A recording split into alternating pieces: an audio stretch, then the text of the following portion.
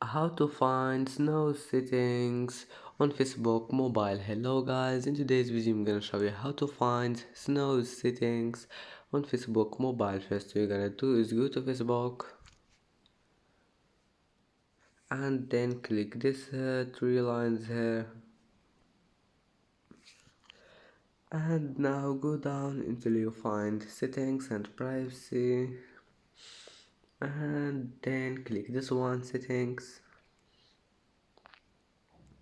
and now click this one, use feed, and here you will see Snooze,